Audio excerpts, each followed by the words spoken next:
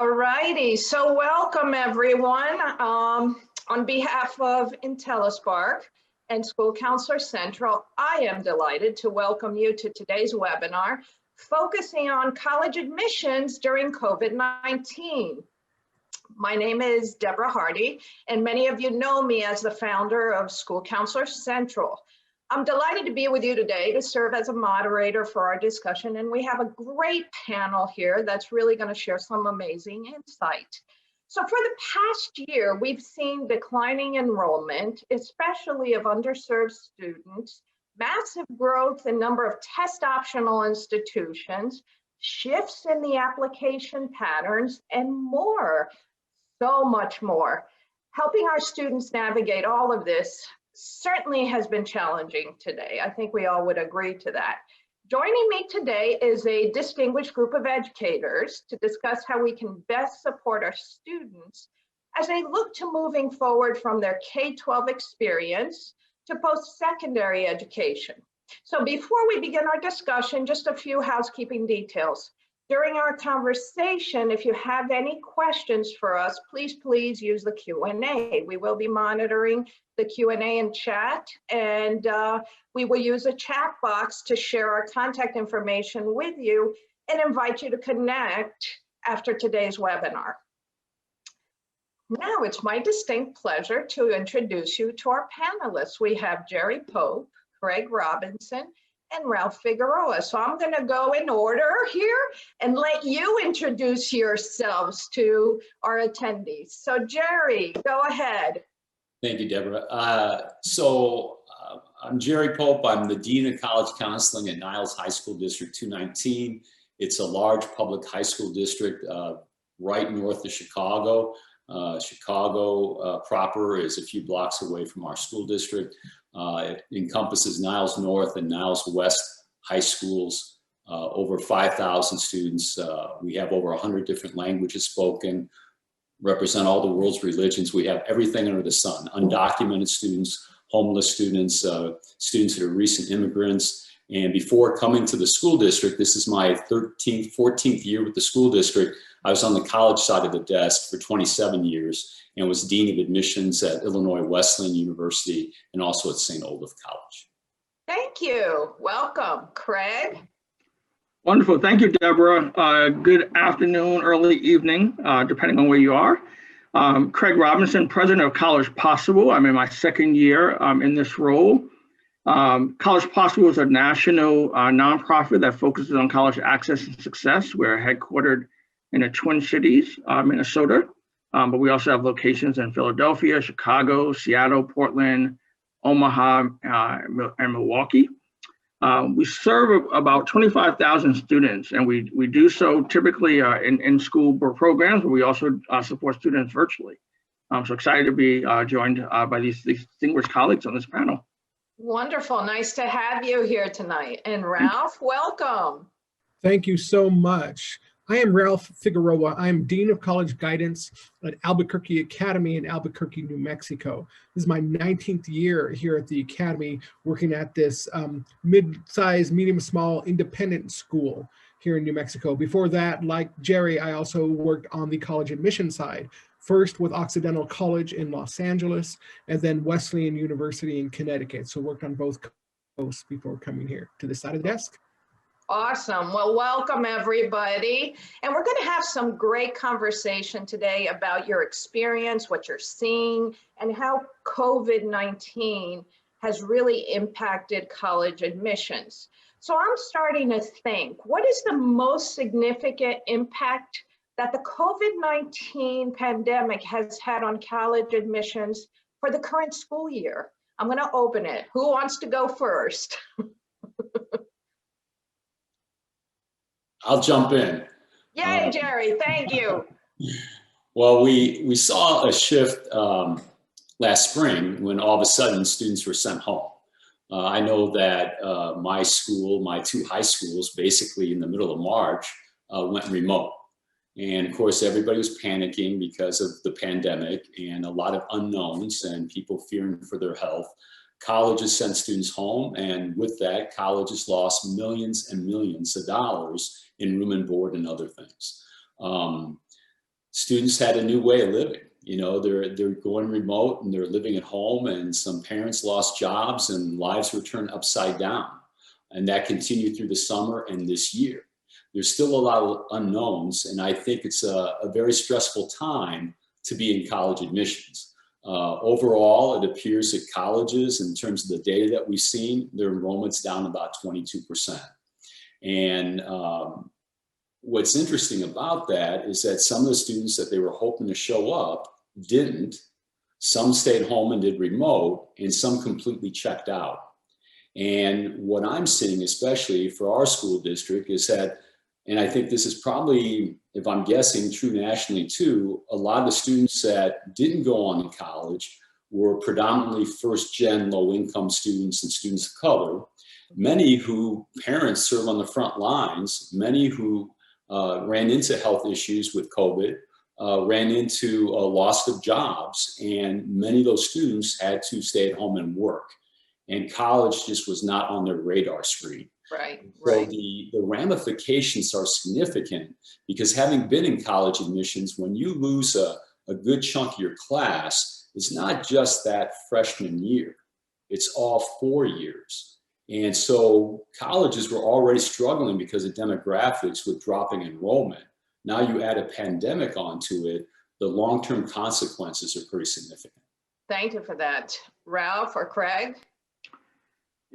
Yeah, I think, want to acknowledge the real effect, Ralph and Jerry talked about this a bit, but this real effect on people's families. And so even the notion of admissions becomes secondary for, students and families impacted by the pandemic, frankly, a dual pandemic, given just racial dynamics in our country this year, a polarized election, and, job loss. Those are just competing impacts. And it felt exponentially on the most vulnerable population. So first generation students, students from low income backgrounds, students and families of color. So you see that from a notion of saying, like, it even has to do with attendance at high schools before you even can think about admissions. Like, you just see a decrease in attendance and engagement, even for those students who are in some form of virtual hybrid programs. They're certainly impacted by whether they have technology or not, or safe or conducive environment for learning to take place, and the type of support that a college counselor would typically provide, or a coach from a nonprofit organization like the one I work for. All those things get shattered, right? You typically dovetail some of these college nights and FAFSA nights on top of a college fair or other activities that just simply didn't happen. So that pipeline that Jerry was alluding to is certainly impacted, as it is for those who are, typically on campus or maybe relying to be on campus for food, clothing, shelter. College is more than just a sort of academic endeavor. For many students, it's a safe haven, and certainly it provides all types of services and support that students are not receiving. So this situation has had like devastating impact on admissions, but I would also say on the pipeline and high school completion and college, going rates, and we're seeing alarming concerns even with FAFSA completion. All of these are just telltale signs of a sort of a trail of impact. Right. Thank you, Ralph. Yeah, I'd like to say that what has changed is pretty much everything, and that all students, no matter what their income level, no matter what their situation, no matter what their family circumstances may be, are having to sort of redefine who they are as students. And for colleges, that means that all of their givens are out the window. They don't know any students' situations and lives anymore. They can't make any assumptions. They have to kind of start from scratch in what they're dealing with. And given the enrollment issues that Jerry mentions, that just makes it even harder on the college side to understand and predict what's going to happen.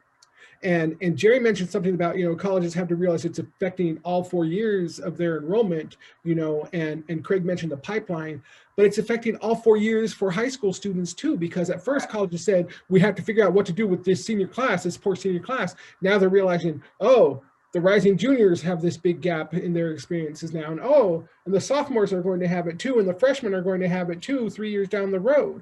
So it's not just a 1 year thing. We're not just talking about a 1 year phenomenon. We have to figure out how to adjust everything for 4 years going forward to make sure that the information that is needed, that the process that is needed has to be flexible and has to change. And I think you all bring up some great points because A, flexibility is the name of the game here now. B, I think this pandemic has really allowed things that before were kept to quiet or to the side to really surface and be leading us in our decision making and what we're thinking about. And I love, Ralph, that you mentioned this long-term vision of how to support students, which leads me to my other thought. As a school counselor and former director of school counseling, I can only imagine how counselors are supporting students or not supporting students, right? Because we're on Zoom, because we don't have them face to face, because of all the environmental factors, as I'm gonna call that, like Craig and all of you guys mentioned. So how have you seen these impacts or these changes impact the counselors? Yeah, it's an issue that is impacting everyone. We had been at a point where in the profession and in this process, we were paying more attention to mental health issues, and it was more prominent to think and talk about that. That's the one thing that has to be a given. Everyone has mental health concerns, adults and students alike, counselors and advisees alike. Our mental health has been impacted tremendously, and we've all had to learn to cope, and we've all coped in different ways. The colleges have to know that that is no longer something that's just, getting more and more recognition. It has to be front and center. How has the mental health of these students been impacted? How can we support the mental health going forward? And so I think that's just a huge thing now. Yeah, absolutely. Jerry or Craig? I would like to add to that, and Craig touched on this too. Think about the time that we're living in with great social unrest due to great social injustice. So that's already unnerving for so many students, especially students of color. Now throw in a pandemic, and now throw in an insurrection to try to overthrow a government. And this is what students and families are dealing with. And now all of a sudden, a new way of learning where you go from, and everybody needs their supports, right? Mm-hmm. And sometimes, students don't always have the supports at home. And so high school is their support. They're leaning on their coaches, they're leaning on their teachers, they're leaning on their friends and that social connection. Before the pandemic, school counselors and college counselors were dancing as fast as they can. And now they're dancing even more. And I think the thing that, and we've seen this from our college partners, we're seeing it through our school administration, you have to show grace, you have to show understanding, you have to show flexibility. So colleges have been great in extending their deadlines. Of course, the test optional thing is another thing that came out of this, but we really have to, and I just attended a webinar where 30% of high school students are dealing with significant mental health issues. 50% of high school students are thinking about self-harm or suicide on a daily basis. That's alarming. And so now we want to throw college on top of that. It's like, hey, wake up, you got to get ready for college. You got to do your FAFSA, you got to get your applications in, you got to get your transcript.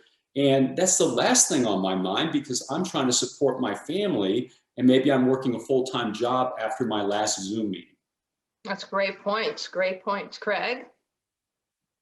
I was thinking, so Rahm Emanuel quote that says, never let a crisis go to waste. And I think about, despite and in spite of all of the negative effects that the pandemic has caused, I also think there's an opportunity, a wake-up opportunity that this has kind of revealed to us. So when we think about and realize the student issues, whether it's mental health or access issues or food insecurity and all the things we were beginning to surface, there is an opportunity for higher ed, for admissions to take a lot more into consideration as we think about how easy or challenging are the obstacles or pathway to college. Like the admissions process, if you like, it's really daunting. It's really a lot. It's really overwhelming. And yet we saw schools decide to go test optional. And like, this is something that's been debated for decades. But yet in a moment, we were able to make some decisions. We saw Common App shift to remove the discipline question on the application.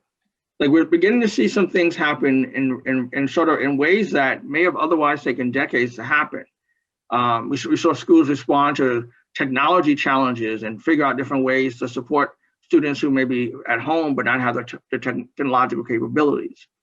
So I think if we are smart about this, and if we're empathetic about this, and if we're forward-looking enough and not just sort of hasty to return to a quote-unquote new normal or a return back to the way things were, there is a chance to think anew about what a return might look like in a more aware and wiser way, given what we've all just experienced.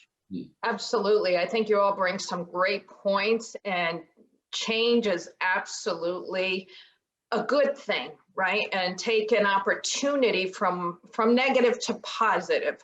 I too, as an independent school counselor now, see a lot of kids talking about emotional issues and even not wanting to go back to the school environment, even though it was safe there.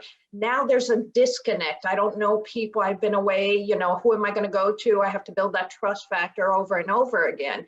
And Ralph, you mentioned the mental health piece, which leads me to another thought question is, given the pandemic, right?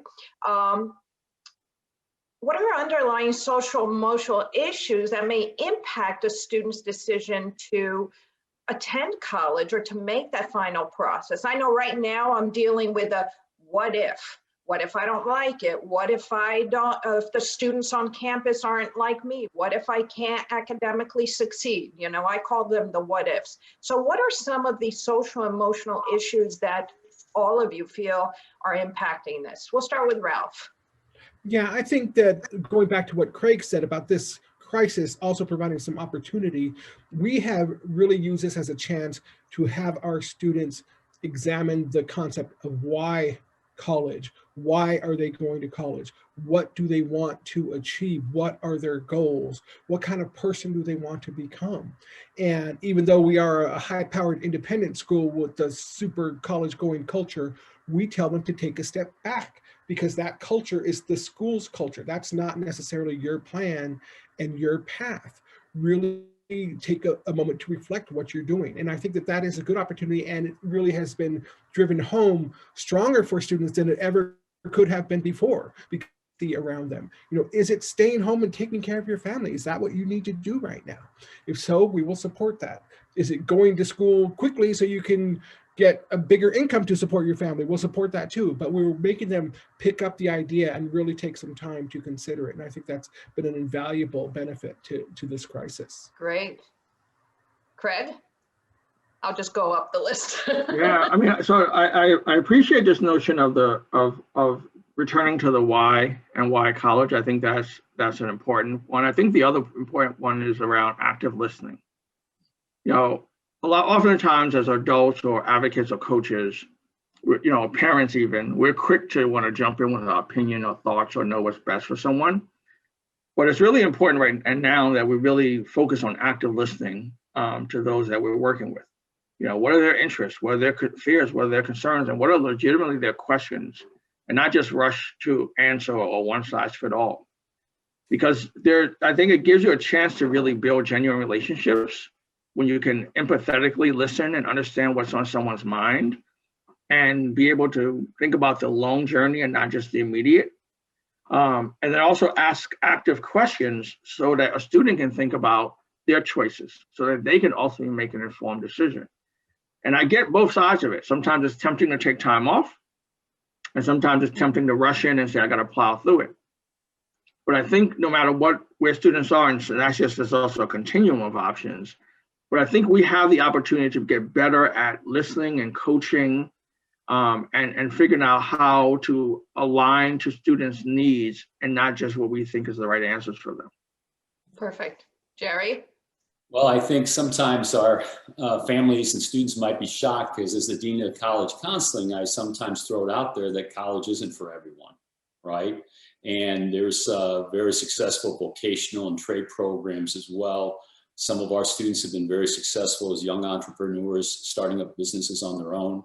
Technology has helped that. So students have been very creative. But our goal is to help them explore all their options, find out what their passion may be, and run with that. And Deborah, getting back to the social emotional piece too, I think something that came out of this is that how did our college partners treat their students during the pandemic? Because when it hit, some colleges and some really well-known schools and very well-resourced schools said, you're home, go home, that's it. And students were left hanging, scrambling to get to the airport, many of them without resources, many first-gen low-income students, and other schools without much in the way of resources were like, hey, we'll provide accommodations for you till you can get home. We'll provide food. We'll provide resources. Some had college presidents and administrators taking kids to the airport or driving them home. That's kind of eye-opening. And I also think it might cause students to pause and reflect. And especially with still so many unknowns, do I go away to college or do I stay closer to home? Right. Right. So let me backtrack a little bit because I know that our attendees had some questions about test optional. So in your perspective, in the panelist perspective, how did test optional help, hinder the whole process? So Jerry, let's start with you. Well, I'm a fan of test optional because I'm a fan of choices, right? That said, having test scores sometimes clearly benefits students. Because some of us, and I was one of them, made mistakes when I was in high school. I wasn't very focused. I was a farm boy living in rural America and had to run home after school to work. And so I didn't have the time to do homework and everything else, but I tested really well. And my test scores got me into a pretty selective college. And so what I do like about a lot of colleges were already going test score optional before the pandemic. The pandemic sped things up because throughout the country, testing was difficult to do.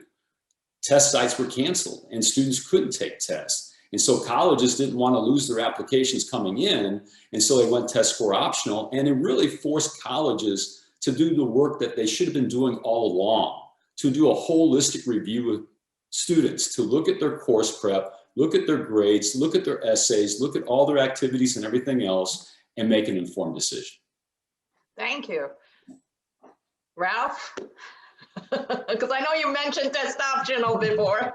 Yeah, definitely.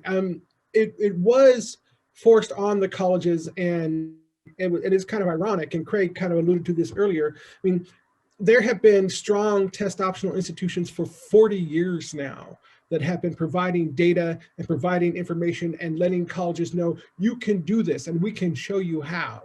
And suddenly when their students were going to be disappearing, they're like, okay, now we're ready for test optional. So it's a little bit, sad that it took this crisis to make it happen, but I'm glad it has happened because this is an empowering tool for students, as Jerry mentioned.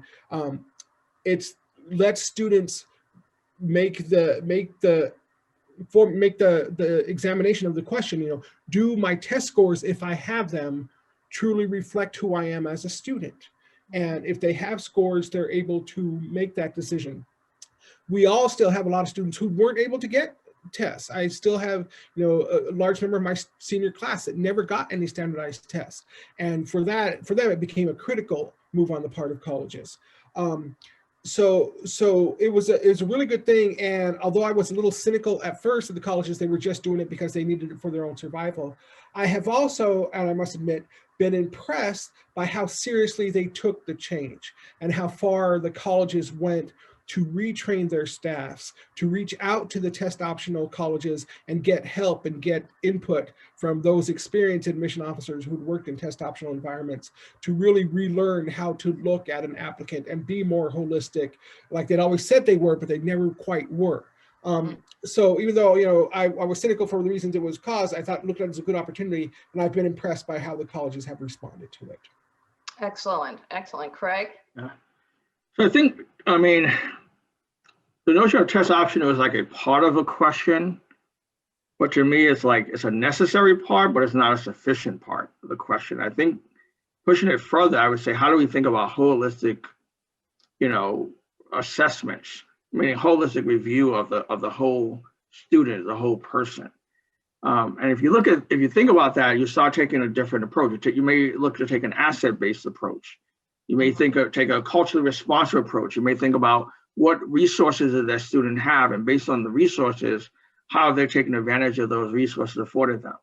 I mean, I just remember being in admissions and having all the admission codes for how we would rank students based on whether they were a varsity athlete or JV athlete, or whether they were, high level in music or whatever they may have as a hook. But there were no real codes for those students who served on the usher board, or who cared for an elderly person in their family, or took a younger sibling to school, or who worked a second job. And so there was no benefit, there was no hook for students who showed tremendous perseverance and overcome, obstacles in their life. And so I think there's just an opportunity to say, if we're going to re-examine this thing, don't just re-examine it by saying test optional. Re-examining it and saying, like, what are the various strengths on how we really level the playing field, so you don't have that whole admission scandal crisis, that was really embarrassing on the whole industry, but rather just simply say, how do we make sure we're thinking about the whole person that we're bringing to our school, and that whole person cannot be assessed by a single standardized test. Yeah, I want to hit on a point that Craig made. As a former dean of admissions, I loved it. And this is also because school counselors or college counselors were working with their kids to let them know this, especially the first-gen low-income kids, that sometimes they're not the ones involved in clubs or activities or whatever, because they are running home and they're holding down the job and helping the family out financially, or they're the caretaker for younger siblings or a sick grandparent or whatever. And as a dean of admissions, I wanted to know that, because that was great for me to know, and oftentimes was a positive impact on their college admissions. Absolutely. And I'm going to push the buttons a bit with the school counseling side, that this is a great opportunity to be able to look at our programs, school counselors, college counselors, and how we deliver them to help families understand what one participant said, the calendar of events. I always worried, having been in admissions also, I always worried, why are we waiting until junior year to start throwing things at kids, right? Currently, I started with 9th graders in self-exploration, self-awareness, and build to find that X factor. What is it that that student has that's so cool? And I've learned so much about kids, and some are painters, some are coders, some are working, some have their own business. And I think we're missing the boat. So I'm going to put a plug out there to say, what a great opportunity to start reframing your program and bringing in collaborative work with admissions, community members, et cetera. And I love what you said, Craig, about this holistic piece. Listen, I grew up overseas. I went to high school overseas. The college process overseas was very different than the American. I had to fill out the Common App by hand and had to find my X factor. Recently, I attended a webinar or a class that NACAC, the National Association for College Admissions Counseling, has on advocating for character development as part of this holistic process. So what recommendations do you have for college admissions regarding how to show more of a student's overall character rather than the rubric that's been traditional? So if you had that opportunity to go tell NACA, this is what we have to do, what would it be? And I hope Angel Perez is listening.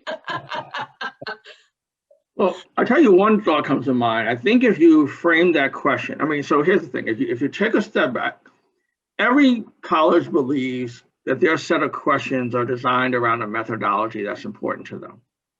The same is true for financial aid officers, which is why we have so many questions that probably are not necessary, but to the institution, there's a belief that it's necessary. Hence why you have the FAFSA and the CSS profile. Another conversation for a different day. But I would say, if you just took a step back and say, why do we ask the questions we ask? And to your question about character, how do these questions get at character? Or do these questions get at the other hidden attributes that a student might bring? And then are we asking the questions, the essays, the prompts, the way we frame recommendation questions in a way that speak to that whole child? So I think there's a way of just inviting colleges to just design anew the inquiries that they feel will give them a better glimpse into a student that's not as traditional as the old way. So for example, like really saying, how are we asking and getting at grit?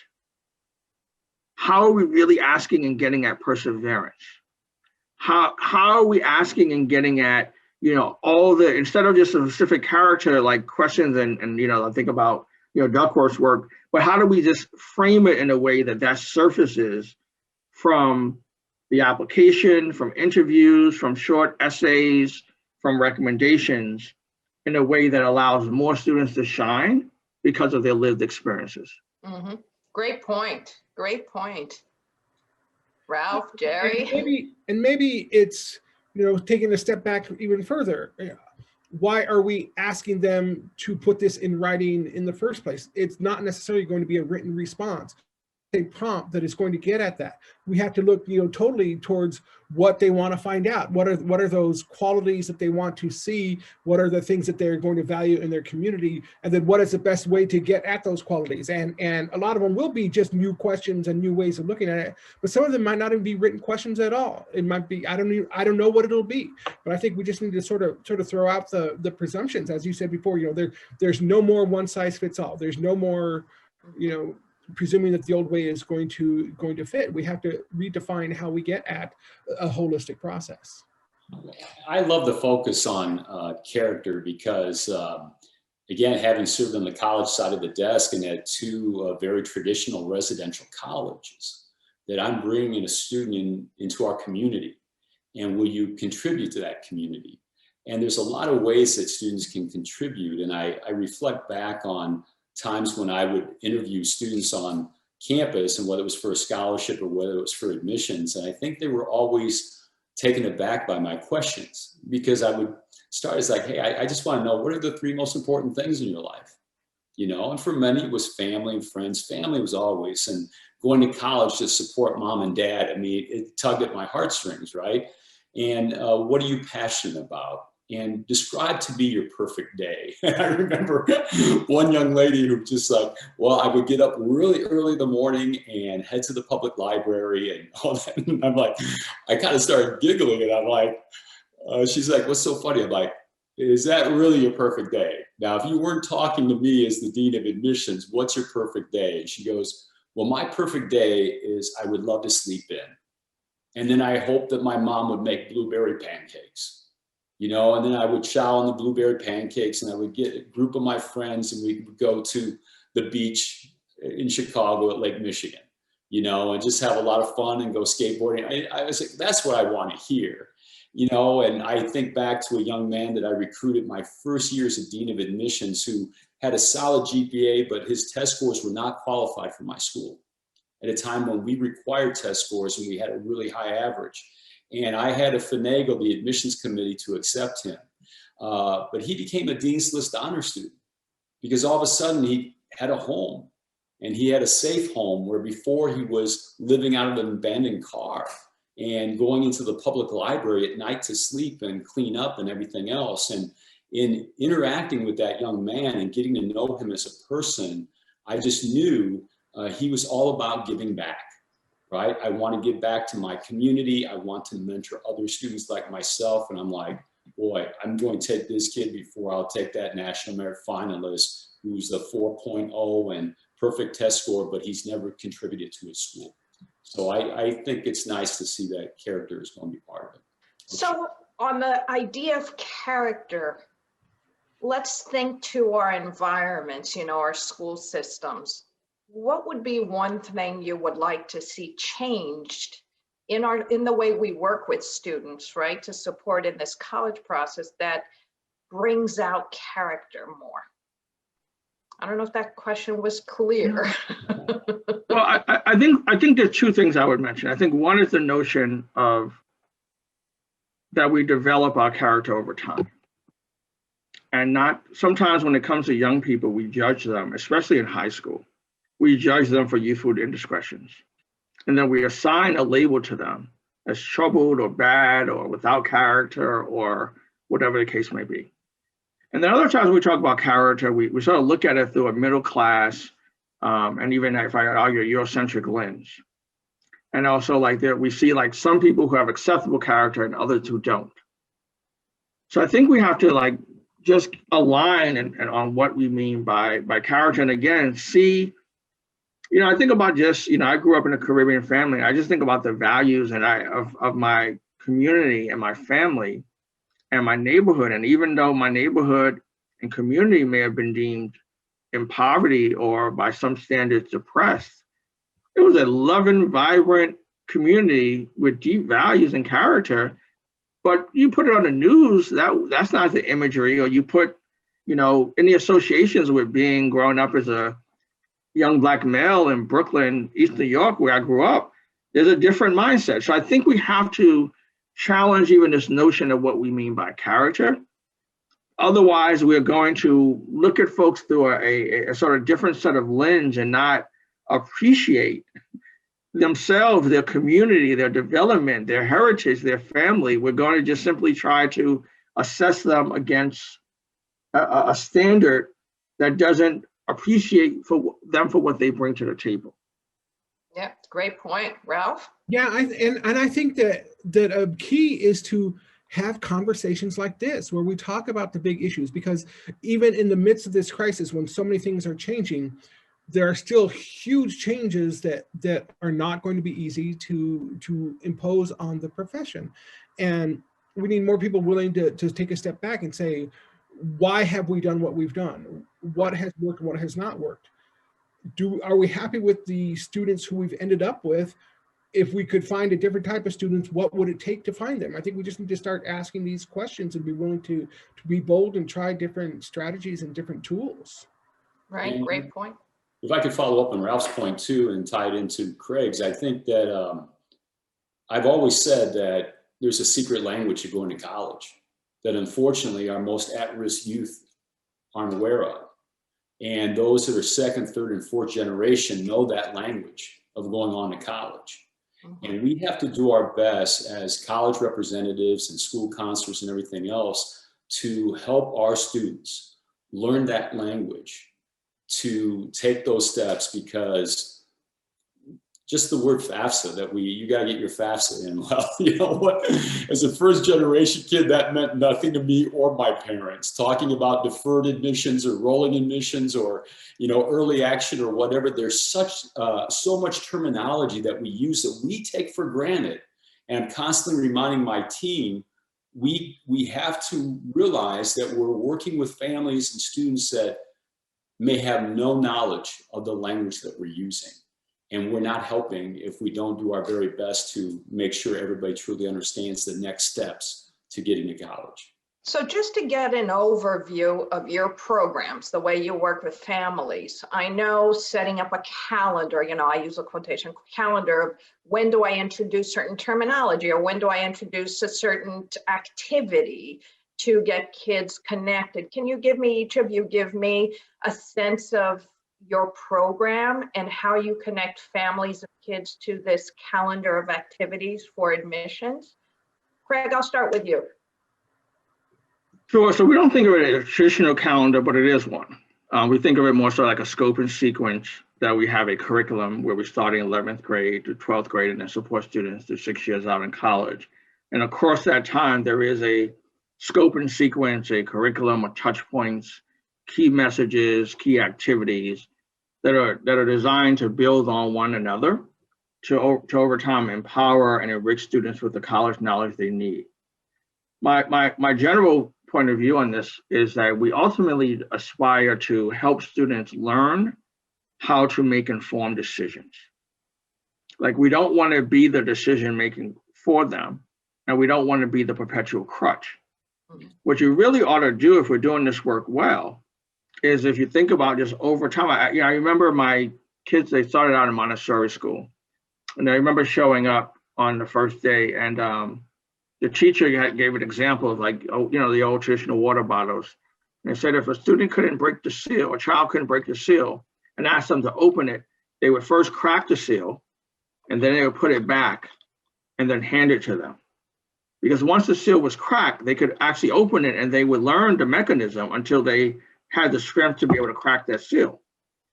And so that's kind of what we have to do in coaching when you think about calendaring or curriculum, is essentially help students build a mental muscle around making decisions, have them consider the different elements that go into it. I think about Jerry's point earlier about college for all. I think about it as opportunity pathways. What opportunities do you want to explore? Depending on your opportunities, college is going to be an important pathway for that opportunity. But depending on another opportunity, it could be credentialing. It could be experience. Right. It could be something else. So I think about this calendar as not just a set of like must-do activities like completing FAFSA or get an application in by a deadline, but what's the college and life knowledge you need to attain? And what are the ways in which you need to practice these things? And be mindful of deadlines that are associated with your journey, because there's always going to be a deadline. Mm-hmm. Thank you. Jerry? Much like what Craig mentioned with the scope and sequence, we do the scope and sequence, and we have a 4-year college and career curriculum, but we ease them into it. And it's, we say we're trying to help you find your career pathway. Many of those career pathways lead to college, some don't, but the early exposure and bringing career speakers in and having programs and panelists, and I think the key too is for students to see folks like themselves that have excelled in certain areas, and that's pretty empowering. So it's breaking down that language, and I think the big key is empowering students to become their own best advocate. And I always tell students, the best cheerleader you'll ever have will be you. You'll be your best advocate, but also surround yourself with great mentors. Mm-hmm. Even now, late in my career, I still have mentors. I think I love mentoring students, and I coach ping pong at our school. And I remember a security guard was kind of working the door because we had so many kids coming in, and one young man wanted to come in and play. It was after school, and the security guard said, "Well, tell me how many feet are in a yard." And the young boy said, "Well, whose yard?" And I just started laughing. And I'm like, A+, let him in, because he had a unique way of seeing things that I just love. And I tell you what, and I've been mentoring that young man, and I think he's going to be a rock star. And again, people see the world a little differently than I might see it. And it's finding out, I think everybody's got a button. I knew this when I was a young college recruiter. You got to find what their button is. And for some kids, it's like, I love my sport, and I love fine arts, and I love history and political science. And it's like finding that, and then letting them know the opportunities that are available, the next steps that they could run. Mm-hmm. Great points. Ralph? Yeah, we have a more confined community. Albuquerque Academy is a college prep school, and basically 100% of our students will go on to 4-year colleges. So they're kind of already in that pipeline in a lot of ways. But we started working with students starting in 10th grade. So we have a 3-year sequence. And that really made a difference for us, because at 10th grade, we can be more lighthearted. We can be sillier. We can dispel some myths early, and we can get them to engage and think and be very broad in the kind of things that we talk about. And it's funny, because in a lot of ways, our office has to push against the culture of the school a little bit and tell them, you don't necessarily have to be on this same path that everyone before you has gone on. And we're very proud of the fact that we've increased the number of students who are taking GAP each year. And then 2 years ago, for the first time, we had a student admittedly say he was not going to go to college. He was going to an electrician training program because he wanted to be an electrician. And it's the first, as far as I can tell, in the school's history that has, so it's 100% minus this very one student. So we're very proud of the fact that we were able to support him and help him find the path that was best for him. But it's hard. We respect the college going culture of the institution, and yet we're trying to make the students be open to a different calendar. I was getting back to what we started with here in this question. These are great resources that you're sharing. Thank you. I know in the work I do as an independent school counselor, I break it up into 3 Ps: the person, the purpose, and then the pathway, whatever that may be. And you have these broad ideas. So from 9th grade through 12th, we're developing that person, understand yourself, do a lot of self-awareness, self-management, then your purpose, that's where that resume comes into play, and maybe some of those aptitude tests. And then finally, the pathway, which road do we take? And you're right, Ralph, I have a lot of students coming to me who now want to be electrician or welders, and that's great. But you watch them tell their parents, I don't want to go to college.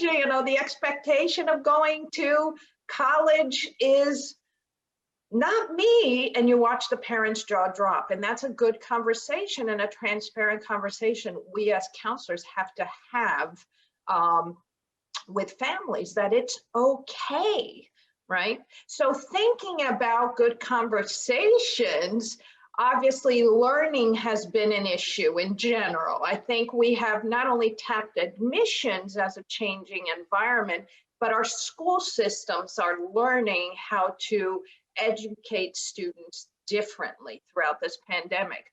What works, what doesn't. So in your perspective, how are admissions committees changing how they review high school grades and the applications, given that nationally, everybody was doing something different, from pass, fail, to grades, to all of a sudden, 5.8 GPAs. I mean, just bizarre things were going on.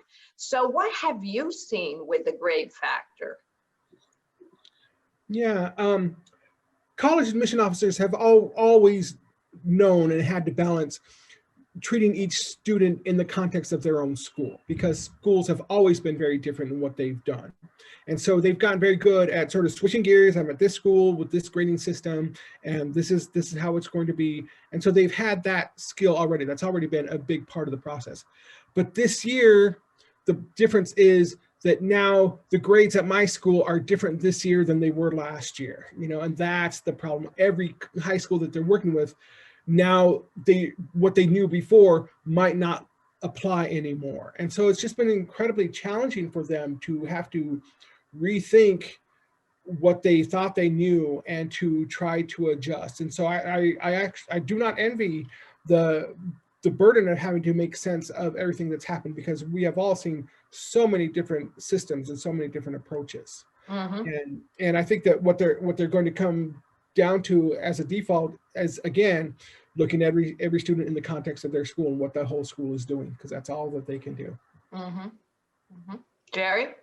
So it's really interesting, because I know for years it was like everybody on the high school side is, why don't those colleges get their act together and have like a universal application?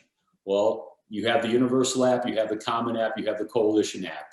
Well, now they need to get their act together and have a universal financial aid form. A simple one. You have the FAFSA, you have some other things, but they want everybody to be uniform. Well, that's what colleges say about our high schools. Right. It's like every transcript is so different. And that was one of the greatest challenges of being on the college side, is that some transcripts were very difficult to figure out. And now with COVID, there's some unique things going on. In fact, we just found out not too long ago, one of our nearby school districts eliminated failures.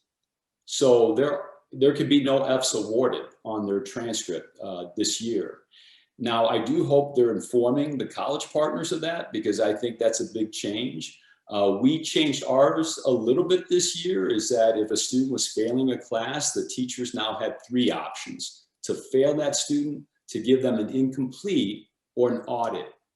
And when I was talking earlier about colleges and high schools showing grace and understanding because of all the craziness going in the world, I think we need that. So we are giving some of our students that might have been failing a course an opportunity to catch up throughout the year and make up that grade and hopefully improve. Mm-hmm. There's going to be a lot of interesting impact on GPAs coming out of this. And interesting too, some students have actually really taken off by being at home. Right. And maybe they're a little introverted, and being at home is the best thing ever. For those kids who need that social outlet, maybe their grades are suffering. And I would hope students have that opportunity to explain their story in their college application with their essays or their personal statements and everything else, because again, as a former admissions person, I would want to know that. Tell me your story. Let me get to know you.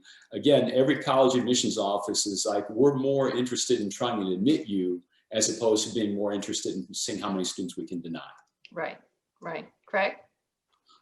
Yeah, I mean, I think, you know, Ralph and Jerry covered a big chunk of it. I may offer a slightly different approach to your question, though. And that is, you know, there's admission the traditional way coming in first year, and I think there's also admission through transferring. And so I think about two considerations. The first is that when students are coming in the traditional way, you know, again, for those, you know, I think Ralph mentioned he works at a college prep school. I had a benefit of going to one and working at one. And so I meant for a lot of students, they come in with the benefit of AP classes and sometimes credit coming in. And there's other students who come into colleges with negative credit. You know, they have to take in a placement test, and often that placement test will put them into remedial class, non-credit bearing remedial classes. So they're at a deficit. So that poses a unique challenge for a lot of students because they end up using a financial aid but not getting credit.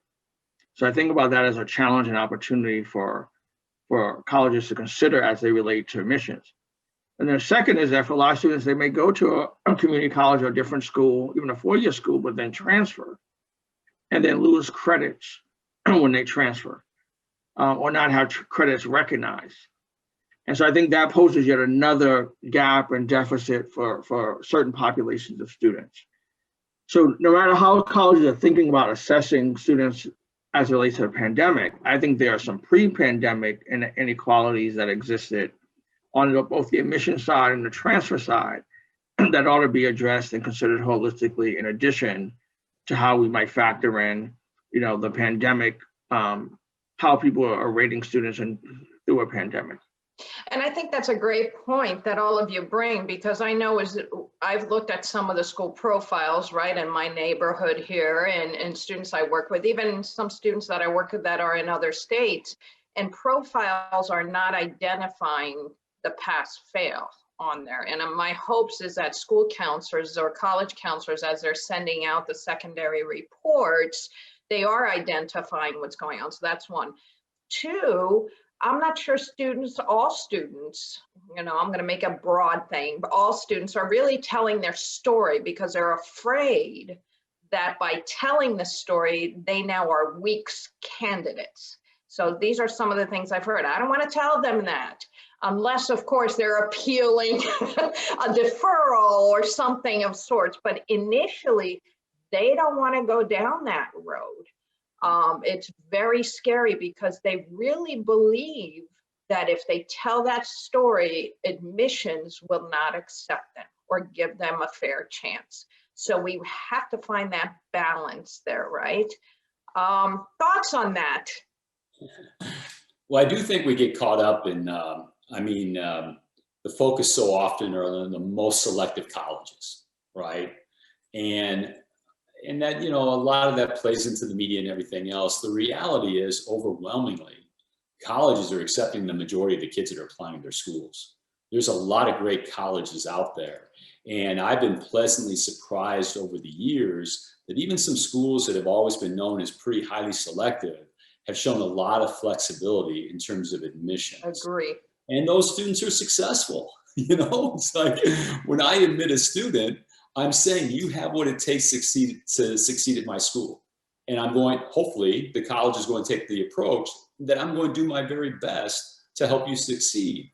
And I think it's interesting that colleges are refocusing their efforts because, hey, when I went to school, there was times when college professors would, and even school administrators would say, look to your left and look to your right. You're not going to graduate with these kids.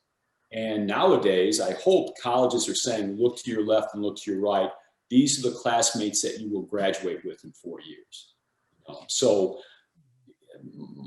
there's a lot of colleges admitting students. So the concern is most kids are getting into college, but for the ones that really need help financially, a lot of colleges are having significant gaps in financial assistance, and it's becoming quite an obstacle to go on to college. Mm-hmm. Yeah, I agree with that, Jerry. I mean, that has to be one of the antidotes, one of the things we use to counterbalance this rush to the super selective, super named schools, is to remind students, that's what we try to teach our students, that quit equating selectivity with quality of an institution. They're just not the same thing at all. And there are a lot of colleges out there. There are a lot of options. And we're really proud of the way that we are able to get our students to consider and to enroll in a broader array of colleges than they've ever seen from my school in previous years. Typically we have about 150 to 160 seniors, and each year they will enroll in somewhere between 80 and 90 different colleges all across the country. That's what we have worked really hard to do. But I think that is an important point for all families and for all counselors to consider. You really need to make clear the great options that are out there that are just not on your students' list right now. Good point.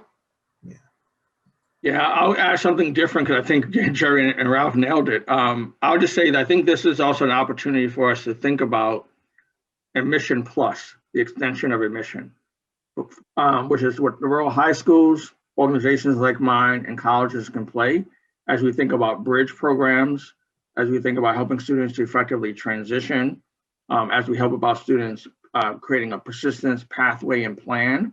I like your 3 Ps, Deborah. I think we're all going to borrow that.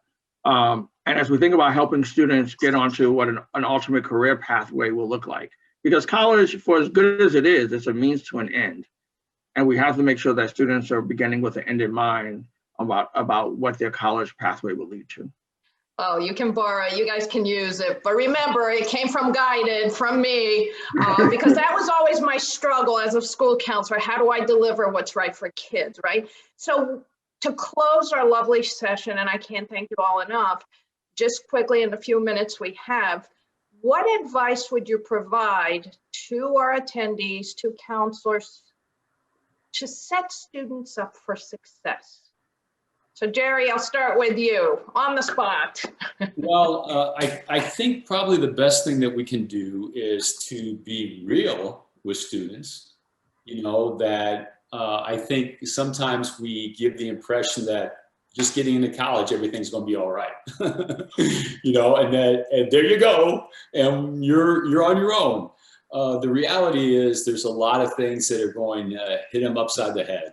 I know I've worked with first generation kids, especially that go off to college and they think financial aid and the costs are all covered, and all of a sudden they get hit with a technology fee of $600.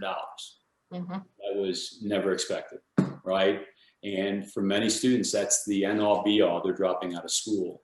So, and I pass on my experience. I had a mentor in high school that helped me get to that next level. And when I got to college, he wasn't there and I struggled, and I quickly realized I need mentors here. So I reached out to an administrator I knew. I reached out to my academic advisor in my major, and I said, hey, look, I was just straight with him. And I didn't know the terminology for a first gen kid, but I'm like, I'm the first in my family to go to college. This is all new to me. Some of the terminology that people are using, I don't understand. It's like, I'm going to be asking you some really stupid questions, bear with me. And I tell you what, they became like big brothers to me, mm-hmm. and they got me through some tough times. And my advice is find good mentors, and even find students like yourself and lift each other up. Because I sought out other students like me that were first generation kids, and we made the pact that let's help each other out. And we were the ones eating mac and cheese on the weekend, but we would all chip in, and at least we had some food. And so I think being real with students, letting them know that there's going to be some roadblocks, blocks and obstacles. But we tell our students when they leave, don't hesitate to give us a call, that we're still here to help you. We even have our counselors on staff during the summer to prevent that summer melt. That we're here as a resource, and if anything at all comes up, don't hesitate to get a hold of us and we'll help you through that. Wonderful. Ralph?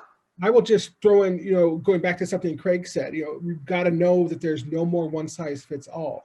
So counselors, we have to go the extra distance to figure out what is going to work for this kid, including telling them, I'm not sure what the best pathway is. Let's figure it out together, if that's what it takes. Awesome. Craig? I say listen, learn, and affirm. Active listening, learn from our students. The jobs of the future may not even exist today, and then affirm their interests and their passions. they're onto something. We just have to affirm them.